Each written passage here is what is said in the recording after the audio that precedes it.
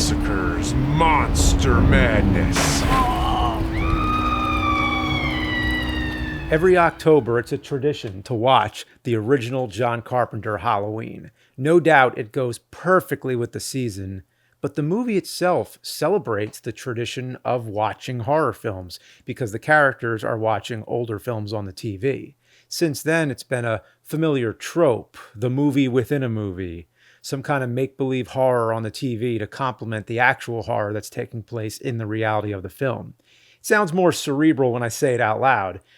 You could easily just say it's a little tribute to the movies that the director grew up with. But could there be more of a reason why these movies are on the TV? And that's why I'm here to investigate and to find more meaning to these choices. To begin with, Halloween is a movie that plays on the border of what's real and what's fake. Michael Myers doesn't go on a killing spree on any random day. It's Halloween. It's a time when people are walking around in costumes, when pranks and scares are common. Did Michael choose this date on purpose so he could blend in? No, it just so happens to be Halloween, as if Halloween and Michael are spiritually linked. In that same way, the events that take place on the TV are some kind of coincidence, but maybe with a spiritual connection.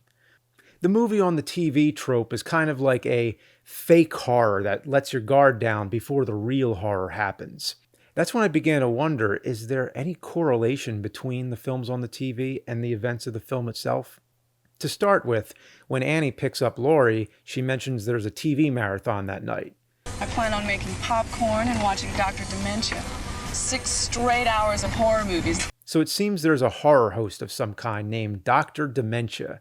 We never see him, but we do hear a narrator voice later, which could be him. Lock your doors, bolt your windows, and turn off the lights. We can confirm the lineup of films from this page from the TV guide from Halloween night 1978. Just kidding, I made this up. This is my idea of what a cheesy ad at that time would have looked like. To my knowledge, there never was a horror host by the name Dr. Dementia, so it's probably a made-up character, possibly inspired by ones that were on the air when John Carpenter was a kid. The 6 straight hours of horror films that are mentioned would most likely translate to 3 films counting commercial time. The Thing, Forbidden Planet, and Night of the Living Dead, which we see in Halloween 2, which takes place later that same night. All right, so let's start. The Thing. We're first shown The Thing with the iconic opening title screen. It's worth noting that it cuts to Laurie and Tommy watching. Had the shot gone on just a moment longer, we would have seen the full title show up, The Thing from Another World.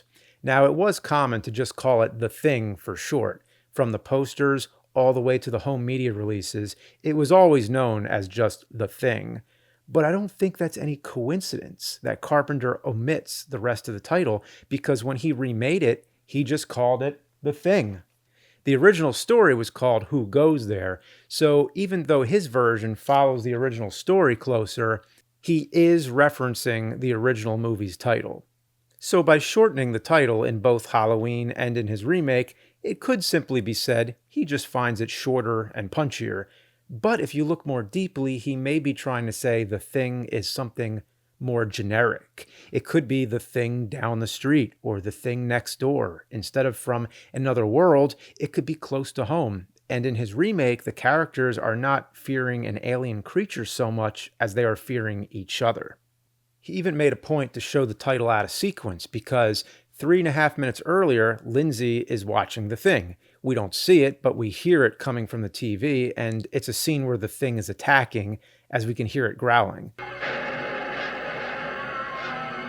Meanwhile, Annie is talking to Laurie on the phone, and when we cut back to Lindsay again, it's another scene of the thing attacking, though it's been 1 minute 40 seconds since we last saw her.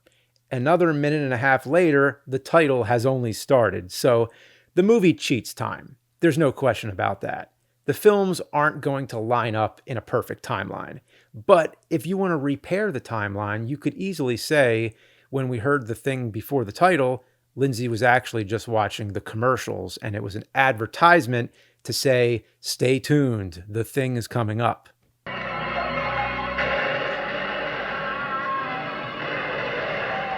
Next, Annie goes to do her wash and gets locked in. By the time we see Lindsay again, she's watching the scene when they find the alien spacecraft frozen in the ice, and they spread out to determine the shape and come to the haunting conclusion that it's a saucer. It's worth noting that Carpenter also made an explicit reference to this scene in his own version. So here, already in Halloween, he's clearly highlighting the parts he finds most impactful. That's why a major gap in the timeline is not so important. In The Thing, there's about 17 minutes of film leading up to the discovery of the spacecraft. That's a long time for Annie to be stuck in the laundry room. But hey, afterwards, Lindsay helps her get out, and then Annie gets a call from her boyfriend. At this point, we don't see any more of The Thing, even though the movie was just getting started. The alien's brought back in a block of ice, the ice melts, the Thing escapes, which was another scene that was paid tribute to in the Carpenter version. But none of this we see, even though there are some similarities to Halloween. For instance, one of the Thing's first enemies is a dog. Same thing with Michael Myers. Also, when the Thing appears behind a closed door, it's like a precursor to all the shock moments and jump scares that we know in modern horror.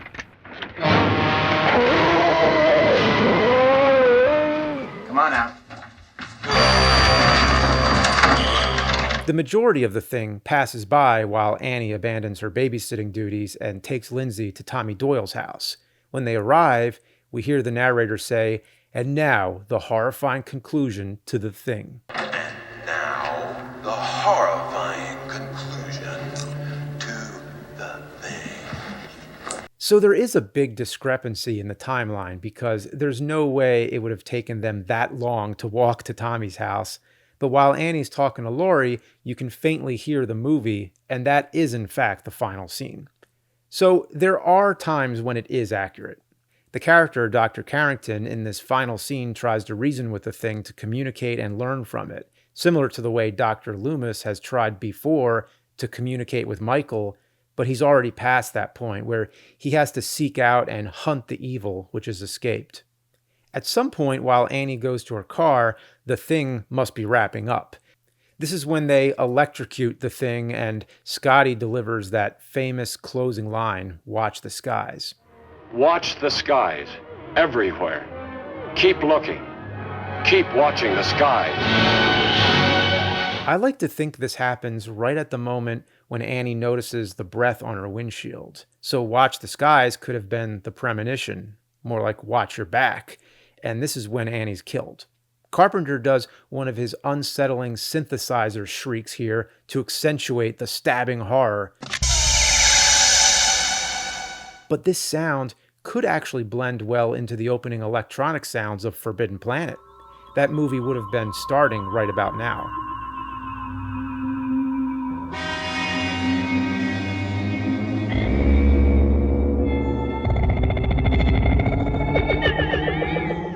Forbidden Planet always struck me as an odd choice for a horror marathon, as it's more of a science fiction and a precursor to Star Trek.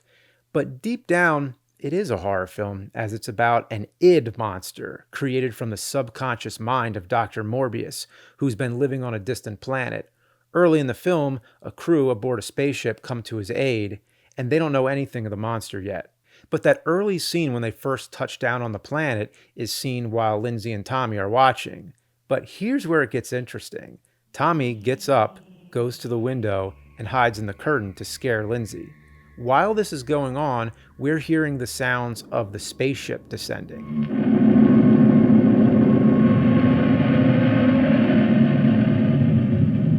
Which is a clear example where Carpenter is using it as soundtrack. Forbidden Planet had an unconventional score made up of electronic noises, and I'm thinking some of those tonalities had an influence on Carpenter's music. But you can actually hear the spaceship landing mixed into the film soundtrack. It's timed perfectly when you see Michael. It's something you'd never notice unless you synced the two movies up. Now, while they usually don't sync, this is a moment where it lines up perfectly. It makes me wonder if they queued it up deliberately or it was a coincidence, and in the editing, the spaceship sound matched, so they decided to leave it in. Later, when they go back to the TV, they make a point to show us the ship landing, but now it's out of sequence, as that shot would have already happened. By now, it feels like the ship has landed, and we're in new, uncharted territory. The neighborhood's looking different, Michael is closing in, and the feeling of dread rises. The rest of Forbidden Planet plays behind the action, unseen, so it's anybody's guess which scene is playing at which time. But there does seem to be a connection, a very loose one, but in Forbidden Planet, there's a monster stalking and killing people. But for the most part, it's kept hidden. Dr. Morbius warns of it in the same way that Loomis is always trying to warn people of Michael. My co-workers were torn literally limb from limb. By what? By some devilish thing that never once showed itself. The devil's eyes. The next attack on your party will be more deadly and... Death has come to your little town, Sheriff. You've got to believe me, officer. He is coming to Haddonfield. How do you know that? Because I know him. I seem to visualize it. Call it a premonition. What I find most interesting is how Loomis is taking sort of a blame for Michael's escape. He's the one who contained the evil, and now that he's let the evil out, it's his responsibility to stop it. And if you are right, damn you for letting him go. Forbidden Planet goes even deeper with that idea that the monster that Morbius's id created was driven by some kind of revenge. 20 years ago, when your comrades voted to return to Earth, you sent your secret id out to murder them. So is it possible Michael could be a product of Loomis's id? When Loomis feels his warnings are being dismissed, his subconscious mind sends Michael out to prove that he's right. Maybe. It's a stretch for sure, but there does seem to be some kind of intangible, even spiritual connection between the two doctors, Loomis and Morbius. The murder of Linda will be happening sometime during the conclusion. And if you don't do something about it soon, Morbius, it's going to be coming right through that door.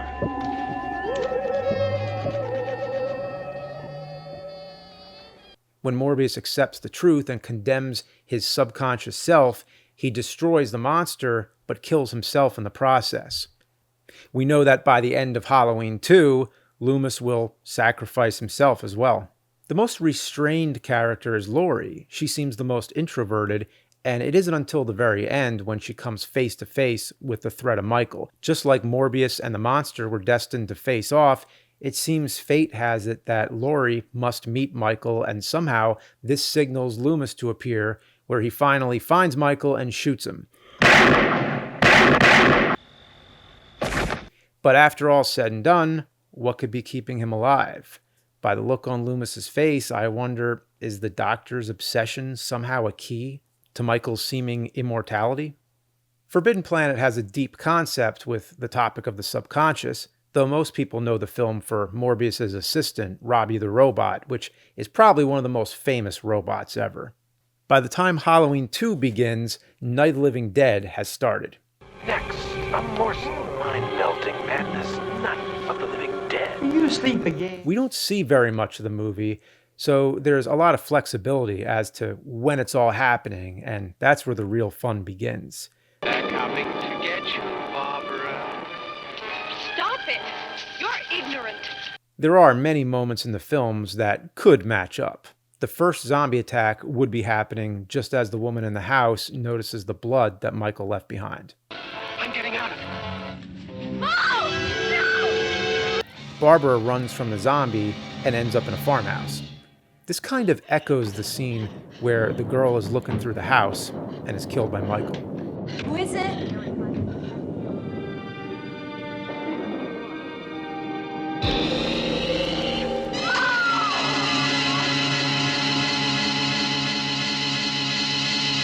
Barbara sort of ends up in a catatonic state, sort of like Laurie. She's in a hospital for most of the film. The Ben character comes in and sets a fire to fend off some of the zombies, just as Loomis accidentally incinerates an innocent trick-or-treater. The messages and warnings on the TV and radio are both about murders taking place. These are the facts as we know them. There is an epidemic of mass murder being committed by a virtual army of unidentified assassins. 3 people are dead tonight. A dead phone is a problem for both Barbara and Laurie.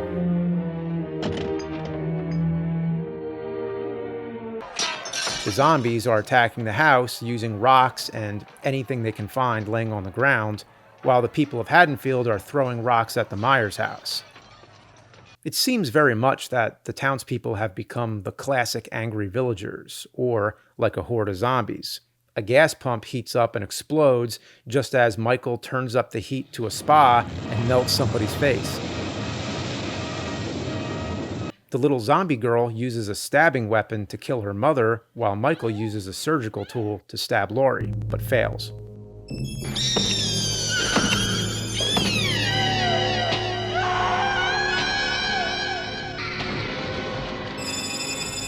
It's a coincidence to find any scenes that go together, but knowing this film is the backdrop to the night, there are many themes I find similar. We know Michael murdered his sister, and according to Halloween 2, he's trying to murder his other sister, who's Laurie. In Night of the Living Dead, a woman is killed by her little girl, and Barbara is killed by her own brother. It could be the theme of losing loved ones and losing yourself to them. As such a thing is so emotionally devastating, here it is fatal. And during that final chase between Michael and Laurie, Night of the Living Dead would have to be wrapping up. It could be stretched till the end, and we could say that the final line, another one for the fire, could be spoken right around the time Michael is set on fire. Let's go get him. That's another one for the fire. And going back to our first movie of the night, this is very reminiscent of the scene in The Thing when the creature's set on fire. We know that in Carpenter's remake, he paid tribute to this scene as well, and it seems to me in Halloween 2, he might have already been paying tribute since he wrote and produced this one. This brings it back full circle. The burning could be seen as a cycle of birth and rebirth. As we know, Michael will come back, just as Halloween always comes back. Both the holiday and the films, because we'll always be rewatching these movies. So next time you watch Halloween, maybe also try watching the movies the characters watched and see if this gives you a deeper perspective, or just a different fun way to experience the night that gave us Halloween.